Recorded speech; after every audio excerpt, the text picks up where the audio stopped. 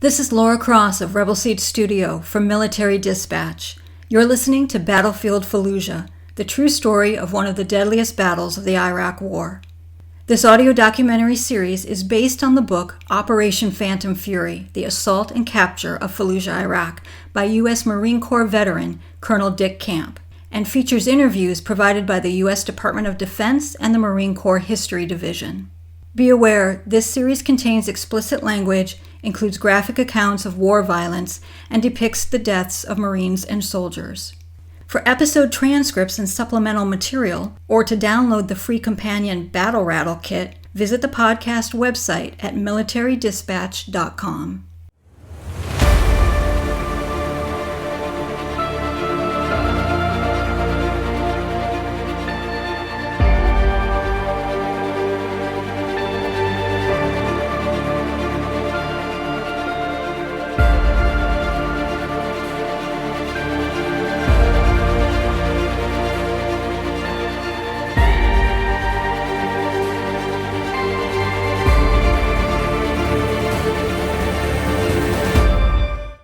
Battlefield Fallujah, Episode 7, The Marine Corps Birthday, November 10th, 2004. November 10th, 2004 was the Marine Corps' 229th birthday. The Marine Corps traces its lineage back to the Revolutionary War, where legend has it that its first recruits were enlisted at a bistro named Tun Tavern in the city of Philadelphia. In 1921, John Lejeune published an order that made November 10th the official anniversary day, and since that time, Marines all over the world in every clime and place take time to honor those men who have borne the title United States Marine. Despite the fighting, Marines took time out to observe the Corps' birthday. Colonel Mike Shupp remembered holding a short ceremony. We did the birthday celebration inside of the apartment complex in the stairwell.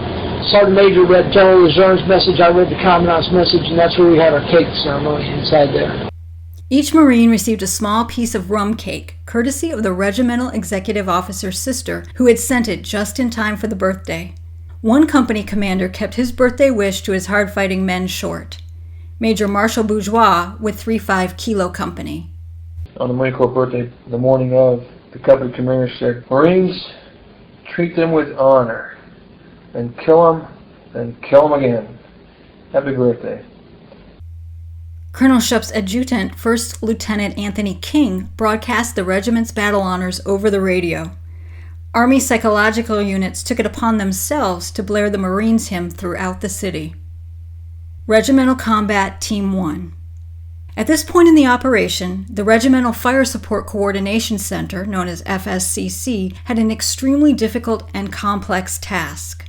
4 battalions were converging on one area and attacking or blocking in different directions. The regiment noted the FSCC employed a fire support coordinator, an assistant, and 2 or 3 air officers 24 hours a day just to keep up with the supporting arms requirements. As the regiment advanced further into the city, it brought the 4th Battalion Iraqi Security Forces into play. Colonel Shupp. The Iraqi forces came in and they had a very limited area. We were concerned about accidental discharges and friendly fire. So we had to really control their areas where they were going to be fighting. The Army support teams and Marines that were with them really had their work cut out. So the regimental staff marched them down into the valley. And true enough, they had their accidental discharges and wild firings as we were going down. One of their sergeant majors actually shot himself in the foot and had to be evacuated. But they got into the city and seized it and started working fine. The regiment continued its attack. The plan of the penetration is to try to get as deep as we possibly could to get behind the IED firers, the igniters, the detonators, the people that were going to hit us in the flanks. Get behind them, and once behind them, then we'd be able to seize our objectives, disrupt their defenses, and then try to pull them back. So now I have a 3-prong attack against the enemy, with 2-7 coming down towards the bridges, 3-1 going east to west across Henry in the middle of the Jolan, aiming on the Cable Mosque, and 3-5 coming down the north, the River Road, the north-south axis, with 4th IIF screening to the east to prevent any leakers from 7th Marine Zone coming across, and 1st IIF searching houses house to house in the north. 3rd Battalion, 1st Marines. At first light, Kilo Company prepared to seize the Al-Kabir Mosque complex, Regimental Objective Delta, which consisted of the worship building and a large dormitory. Lima Company conducted a supporting attack on the water treatment plant just to the north, while India Company attacked to seize dominant terrain along the river. Lance Corporal Justin Boswood was with Kilo Company. The biggest mosque there in town over on the Euphrates to take was our company objective, and it was also battalion and division objective. Our platoon was the main effort for our company, and then my squad was the main effort for that, so we were taking down the mosque, and that's what we were pushing to. And they told us before we got there that it would take 7 to 10 days to get there. We went through so many houses and so many streets just pushing to meet the objective as soon as we could. And we could have taken it our first night there. We were there, walked within maybe 250 meters of it. We could have took it, but we had to wait for people on all sides, different battalions and whatnot, to catch up. They were running into stiff resistance on all sides like we had. We just kind of pushed through a little bit faster than they did, so we held for about a day. And then we went and took the mosque, which was supposed to be a huge strong point for terrorists. And we found weapons caches, but by the time we got there, everybody had left, and they'd run out the back door, and they were getting shot at by our buddies on the other sides. We were able to catch at least some of them with some good gunfire. First Lieutenant John Jacobs was platoon commander, 2nd Platoon, Kilo Company. Morning started off with a pretty good prep on the mosque. We'd been told prior to coming in that the mosque was probably one of the largest weapons caches in the city. As soon as the sun came up, they started hitting the area around the mosque with artillery, and they dropped 2 500-pound bombs on the mosque. The mosque itself, the actual worship building, was in the southern portion of the complex, and then there was a large dormitory complex. It was a dormitory that was destroyed by the aircraft and the artillery. The actual worship building was left untouched. My platoon took down a school on the eastern side of the mosque to use as a support by fire position for our assault on the mosque. That school was taken down by our 3rd squad. Once the school was taken down, the support by fire was set up. Our 1st squad made entry into the mosque, and it was pretty anticlimactic. There was no resistance in the mosque. Found some RPGs and things like that inside, but the actual big weapons cache that was supposed to be there never materialized. Could have been there, but the building got hit with 2 500-pound bombs, so it was just a pile of concrete rubble, so there was no way for us to really tell what was in there, lying beneath tons of rubble. 3-1 Commander, Lieutenant Colonel Willard Buell. Remarkably, we had airstrikes on the Kabir Mosque. We destroyed the outbuildings with GBUs. No damage, very little or no damage to the mosque. Little pieces of shards of tile and stuff off, but the mosque itself completely intact, and these outbuildings, which were full of explosives and weapons and people, destroyed. As the company consolidated, their mortar section came under small arms fire from 3 insurgents, who were subsequently killed. Lieutenant Colonel Buell and Major Griffin were following in trace of Kilo. Major Griffin recalled, "It was obvious that the company was in significant contact. You could hear it and see RPGs streak from a high level on one building, shooting down at a sharp angle into the urban canyon that Kilo was in. The company's attached tanks took it on the chin. Some tanks were disabled. Kilo Company quickly returned fire and knocked out the enemy positions, but it took a couple of hours to fight through the ambush. The slow movement had an effect on the rest of the battalion. According to Major Griffin, because Lima Company was behind Kilo, it got stalled. Captain James Heatherman, rather than just sit there, started detailed clearing the area around him, and that's when he started to take heavy casualties. At the end of the day, India and Kilo Companies were abreast of Jolan Park, with Lima Company in position behind them. 2nd Battalion, 7th Cavalry. A day and a half into the fight, Lieutenant Colonel James Rainey's mechanized battalion had seized its 2-day objective and considered whether they should hold what they had during the daytime and wait for another night. Rainey called Colonel Shupp and posed the question. Colonel Shupp responded with, "Continue the attack." Rainey decided to have Captain Edward Twaddle's Alpha Company 2-7 Cavalry conduct 2 platoon-sized attacks against the day's objectives. Captain Twaddle received the orders to conduct the attack west toward the Euphrates bridges, which Rainey designated objectives Kentucky and Ohio. His lead elements moved out at 0900 against light resistance and reached the southern bridge, Kentucky, without further incident. An attached SEAL team checked the bridge for IEDs. Alpha Company continued toward Objective Ohio and encountered the same type of resistance, 10 to 15 guys trying to make some impassioned last stand that lasted all of about 3 to 4 minutes. Lieutenant Colonel James Rainey described the types of fighters 2-7 was encountering. Really runs the full gamut. There's some very unprofessional, fanatical type fighters towards the outer sides of the city, ranging all the way to some what I would call professional, well-equipped foreign fighters that have capabilities that are greater than Task Force 27 had seen, say, in the Battle of Najaf or day-to-day operations in and around Baghdad. Having completed the mission, Alpha 27 went firm for the night. Rainey noted that 27's disposition at the end of the day was Apache down by Ohio and Kentucky in Overwatch. We've got Cougar screening along Phase Line Fran and the southern road that runs from Henry to Objective Kentucky. Comanche has got Phase Line Henry from Fran back to the train station secured. 3rd Battalion, 5th Marines. Lieutenant Colonel Malay's battalion moved into the Jolan, searching for weapons and explosives caches. Major Bourgeois with Kilo Company remembered the 10th as the day that 3-5 was involved in some of the heaviest fighting. On the 10th, which was the Marine Corps birthday, this is the day we saw the heaviest fighting. It slowed us down a lot because there were numerous pockets of insurgents held up in buildings. Right from the beginning, there were like 6 or 7 Marines that were injured, shot. Late in the afternoon, Kilo Company started crossing an open area near a mosque when they were fired upon by snipers barricaded in 2 buildings. The company sent a squad against the western building. As they moved toward the house, the insurgents threw several hand grenades, wounding 2 of the Marines. A sniper wounded another as the remaining members of the squad rushed the building, killing the 4 insurgents inside. Bourgeois was close by. Part of my job there, I'm also a paramedic, so I told the company command, I said, if anybody's hurt, I will go to wherever they're hurt. So I found myself going and helping out numerous individuals that were shot in the leg or foot, hand, whatever.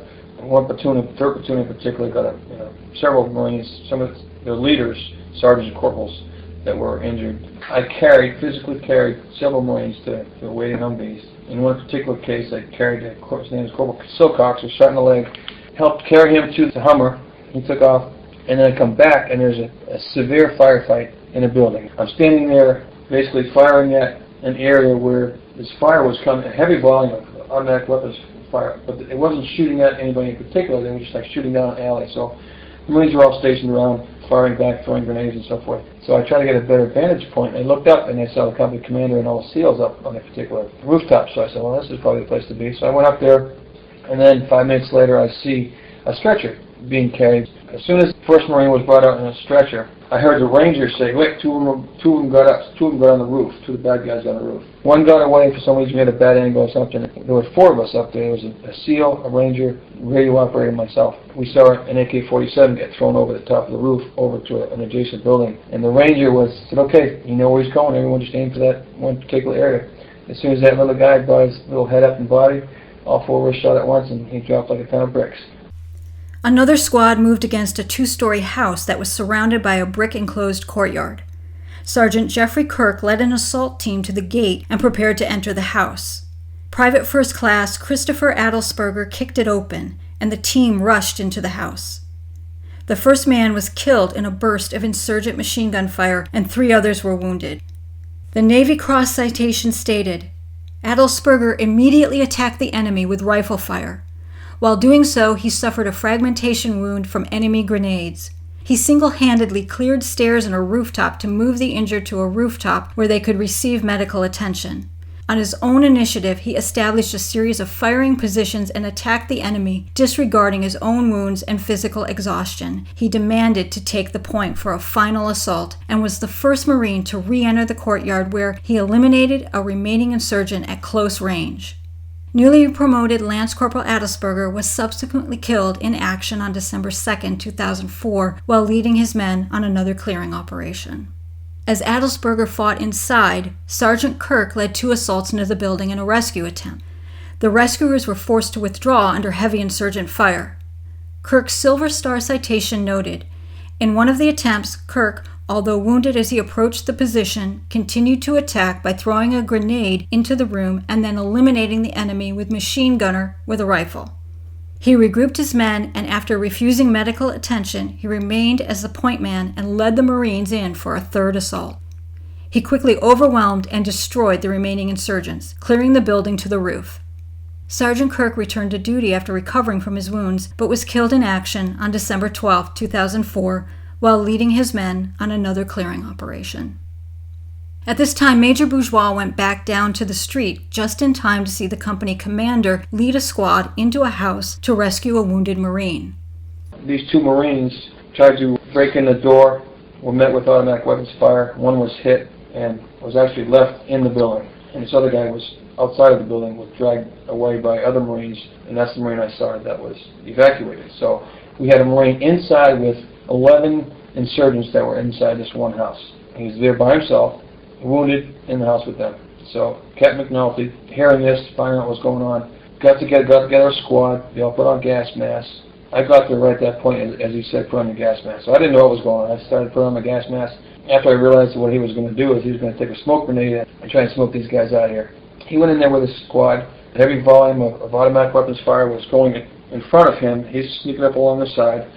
Threw in a couple grenades. They busted open the door.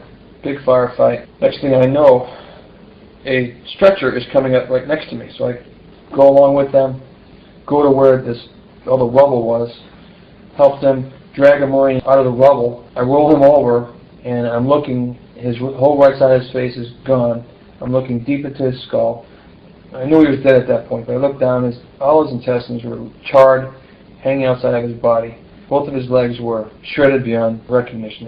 They were just floppy. All of a sudden, as soon as I rolled them over, a couple of Marines saw that, and they were visibly and audibly upset.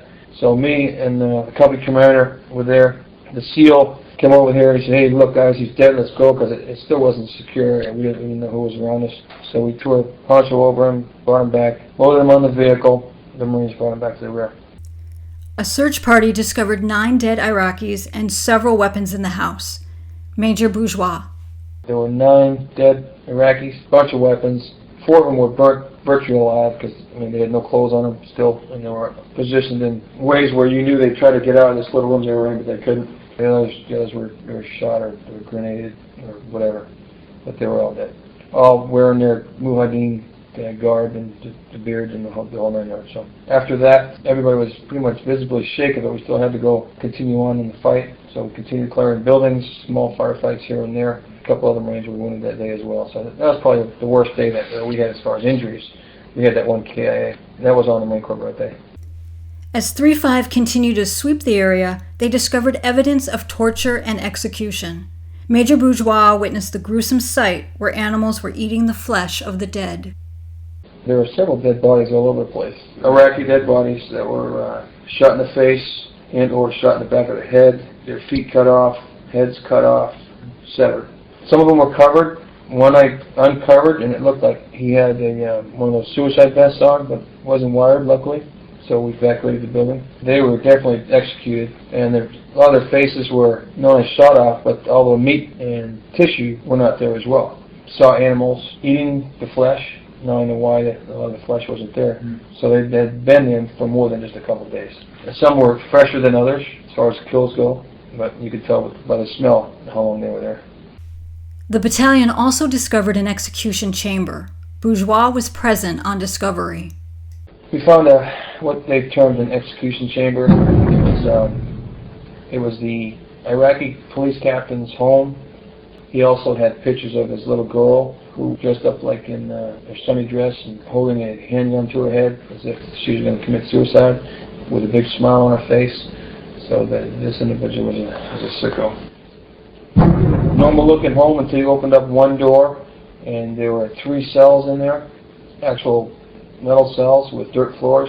There was one freshly killed individual in the first cell, bullet wound to his face or to his head, and fresh blood in there. Feet were cut off. And then he went into another one, and there were actually 2 living individuals who were extremely emaciated, and they looked to be, I don't want to say retarded, but maybe malnourished to the point where it affected their brain activity because they were just acting strange. And then in the furthest cell, which we didn't unlock, there was another individual who was apparently shot because he was laying face down. Later that day, the battalion located the missing driver for 2 kidnapped French reporters. He was taken to the battalion aid station, treated, and questioned about other hostages he might know about. Regimental Combat Team 7. The rapid advance of both regiments to phase line Fran, known as Highway 10, had changed RCT-7's initial plan. Instead of clearing the entire southern section of the city, it would continue pushing south within the same boundaries and phase lines already in use. It was decided that one battalion of the regiment would remain behind and assist the Iraqis in clearing the northern part of the city. The 1st Battalion, 3rd Marines, drew the assignment. 1-3 commenced detailed clearing of buildings in its zone. As a squad from Charlie Company was clearing a house, they were suddenly taken under fire from the 2nd floor. It was Captain Tennant's 2nd Platoon under Lieutenant Dustin Shumney. Captain Tennant stated, "They searched the 1st floor without incident, but as soon as they tried to get up the stairs to the 2nd floor, they received heavy small arms and machine gun fire. 6 Marines were wounded and trapped on the 1st floor. Lance Corporal Aaron Pickering was seen to fall on the floor above and was presumed dead." The situation was becoming desperate. Lieutenant Shumney reported that the insurgents were firing armor-piercing rounds through the floor among the trapped Marines. Tennant ordered another squad to assist. As the squad reached the building, they breached the door. The second man in the stack, Hospital Corpsman 3rd Class Julian Woods, took 2 steps inside and was struck in the head, mortally wounding him. Sergeant Christopher Kane, according to the Silver Star citation, entered the building amidst a hail of enemy armor-piercing rounds fired at him through the ceiling and dodged hand grenades that were tossed down the stairs. He spotted several wounded Marines and placed himself to provide covering fire while others pulled them out of the building. As luck would have it, an engineer team with a D9 bulldozer showed up at the company command post. Captain Tennant directed it to knock a hole in the building so the trapped Marines could escape. Sergeant Kane held his ground in the direct line of enemy fire even as the D9 bulldozer began collapsing the building around him. As the last of the wounded were pulled out, a portion of the wall fell on Kane, crushing his leg. As the bulldozer collapsed the building, the operator killed 2 insurgents, including one he knocked down with the blade and then ran over. Captain Brian Mulvihill and his Iraqi soldiers were working with Alpha Company in an area of run-down, abandoned buildings. They set up a CP there. Essentially, it was a series of positions from which they could move out throughout that area and start clearing buildings, houses, and garages. His men started searching structures. So we began summarily searching block by block. Every 4th or 5th garage, munitions stockpiled, ready for something. 1st Battalion, 8th Marines. Lieutenant Colonel Nicholas Vukovic, RCT-7's operations officer. 1-8 probably had the preponderance of the enemy in their zone, no doubt in my mind, particularly down towards the Meadows complex, and then just south of Michigan, which appeared to be the main line of resistance at that point. At 0400, Captain Aaron Cunningham's Alpha Company became the main effort for the battalion. They loaded into Amtraks and headed south. The column was led by 3 Marine tanks from Alpha Company, 2nd Tank Battalion, under the command of 2nd Lieutenant Jeffrey Lee. The company reached the complex without incident within 15 to 20 minutes of crossing the LD and immediately executed Cunningham's plan to make 2 breaches in the outer wall.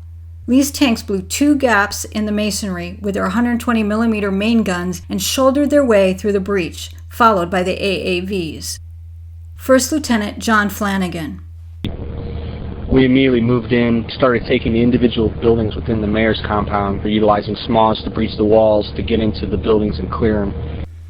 The 1st Platoon took the buildings on the right. 2nd Platoon took the left, while 3rd Platoon covered the rear. There was no opposition. The complex was empty, although a large cache of mortar rounds and RPGs was discovered. By 0600, the complex had been searched and cleared. However, that quickly changed, according to Major Mark Wynn, the battalion executive officer.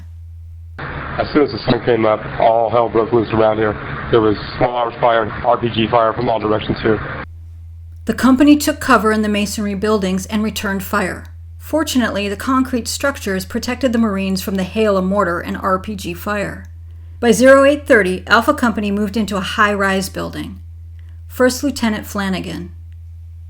The reason for taking the high-rise was because it was one of the highest buildings within the central location of the city. We wanted to have a full view of the city so that we could direct our artillery and mortar as well as our close air support. So we're looking to make that our initial DOC for Alpha Company 1A. We spent a couple hours just trying to set up our security. There was a SEAL team as well that was in the building providing for encounter sniper operations. 1st Lieutenant Flanagan came under fire on the 4th floor. I was in the room by myself, and a sniper round came pretty close to my head and ricocheted off the wall behind me to my left, then hit the back wall, and the rounds, still glowing red, slid on the floor at the front of the window where I was standing. It startled me, of course, and I jumped out of that room as quickly as I could.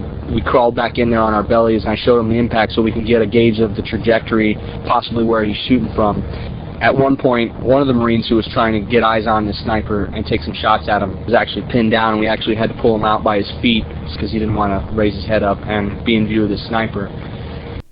Inside the exposed courtyard, Lee's tanks took the insurgents' positions under fire.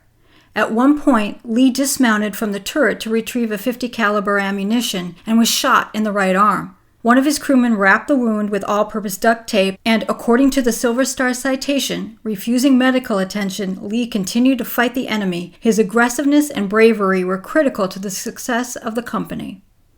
The fire support team on the high-rise roof tried to spot the enemy positions. The men started taking precision shots. A round barely missed Lieutenant Malcolm. Captain Cunningham thought the round actually ricocheted off his helmet. He ordered the men off the roof because it was too dangerous. They quickly cleared the roof, except for Malcolm, who turned back to get his pack. First Lieutenant Flanagan. So Lieutenant Malcolm went back outside, picked up his pack.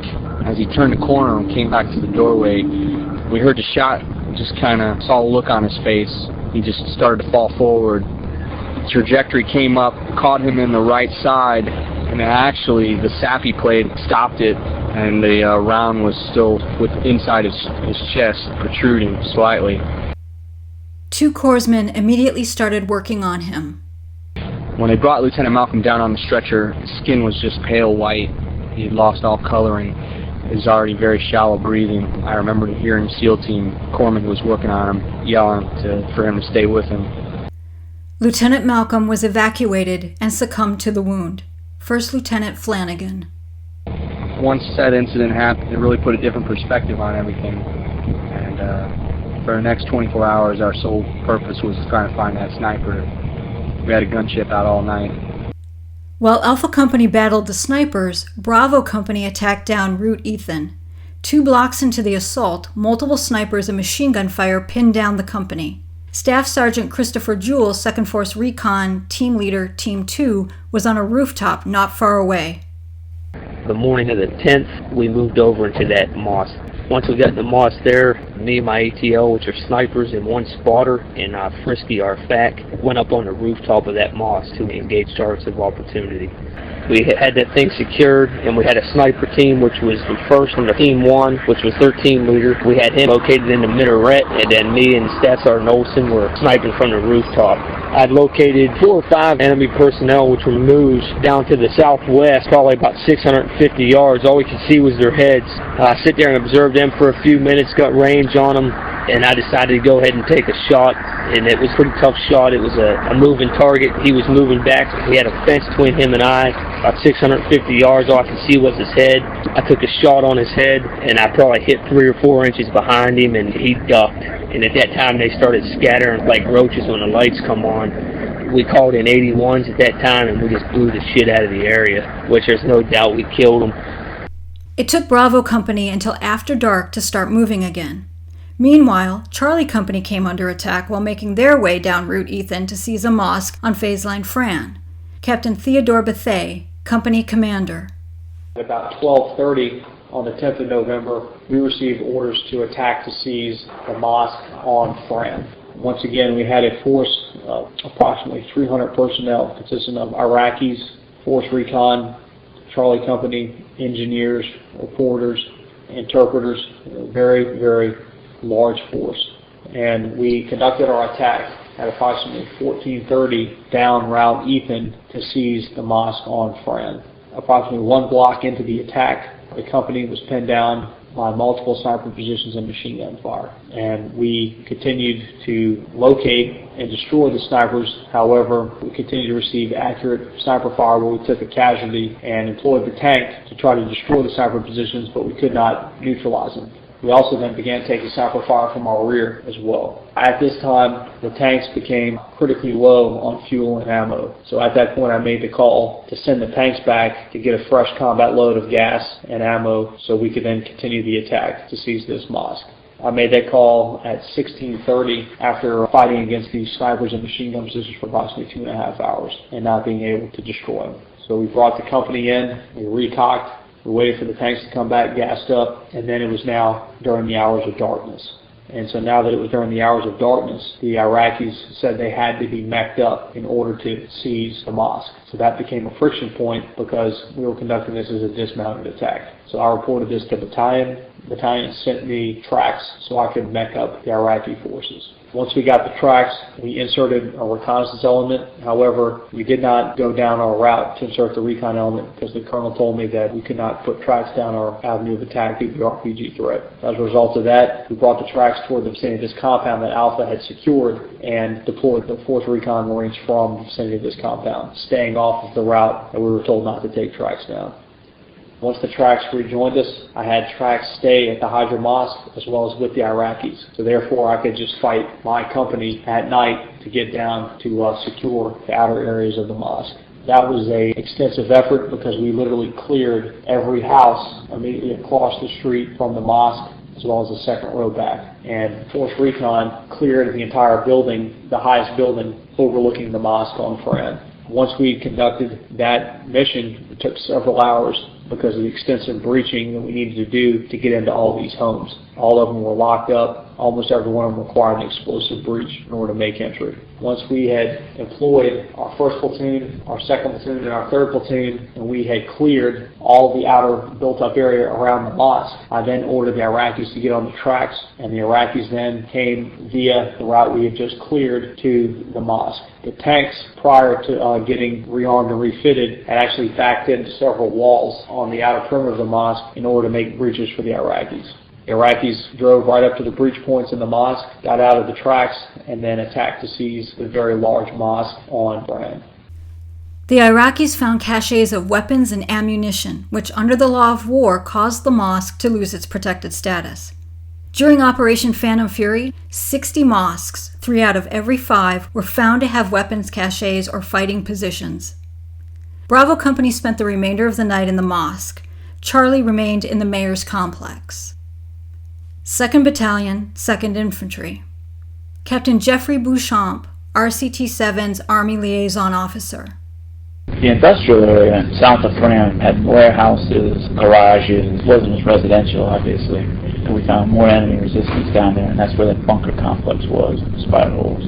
Found lots of caches, where we came across preponderance of foreign fighters, guys with Jordanian passports, Palestinian ID cards, Syria, Iran. The BRT was a few hundred meters south of phase line Fran when Captain Neil Prakash heard that Outlaw 1 was in contact. Prakash pushed forward to help out.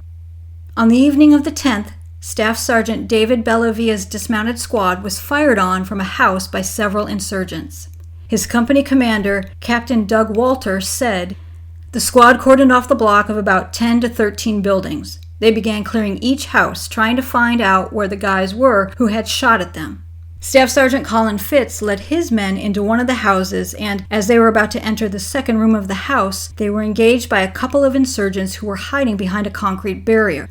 The locations of the insurgents prevented the men from either advancing or pulling out. They were trapped. Rounds started penetrating the wall they were taking cover behind. One bullet went through a flak vest and grazed the side of one of the men. Staff Sergeant Bellavia was close enough to see fire coming from everywhere. One of Fitz's men was hit. Captain Walter said that Bellavia picked up a squad automatic weapon, stepped into the doorway, and suppressed the insurgents long enough for the squad to break contact. A Bradley moved forward and pounded the building with 25mm rounds, but its fire was ineffectual. Staff Sergeant Bellavia decided to soften the insurgents up, stating, "I'm going to go in there like a banshee. I'm going to throw grenades. I'm going to make a loud noise. They're going to run out of the house, and my guys are going to shoot them." Just before going in, Specialist Lawson stepped up and told Bellavia, "I'm not going to let you go in there and die alone." Bellavia acknowledged with a simple, "You coming?" and led the way into the house. Inside the house, Bellavia says, "I put my head down to peer around the corner, and this barrage of fire, accurate as all get out, takes a shot at the base of the wall. Bullet holes everywhere. I'm bleeding from my face. Lawson's bleeding from his face, and my knuckles are red. Bellavia spotted an insurgent preparing to fire an RPG. I was completely fatalistic, he said. I turned the corner, squeezing my M16, and the RPG guy just dropped. Another insurgent fired and missed. His first burst was really left, long and high. Bellavia did not miss and wounded him. Suddenly, he heard an insurgent's flip-flops on the stairs. Walter reported. A third insurgent was in a closet and came bursting out, firing wildly. In the exchange of fire, the insurgent was wounded but managed to flee up a flight of stairs. Bellavia followed, threw a grenade into a room at the head of the stairs, and wounded another insurgent who fell at his feet. I'm swinging my rifle to whack him in the head, Bellavia said. I make contact with him a couple of times, and he hit me with something metallic, cracked my tooth. Bellavia took off his helmet and bashed the insurgent on the head, putting the man down. The two struggled, and Bellavia's knife slid off his belt and landed on the floor next to the insurgent. Bellavia picked it up and killed the man. Exhausted, bleeding, and by his own words, scared to death, he staggered out of the building, just as an insurgent fell at his feet from the third-story balcony. Bellavia retrieved an M16 and fired until he was out of ammunition. A reaction squad made contact with Bellavia and hustled him out of the area because an airstrike had been called in to demolish the building. Captain Walter said, Bellavia single-handedly cleared the house, killed 4 insurgents, and probably mortally wounded a 5th. For his actions that day, Staff Sergeant David Bellavia was awarded the Medal of Honor on June 25, 2019, in a ceremony that was also attended by former members of his platoon.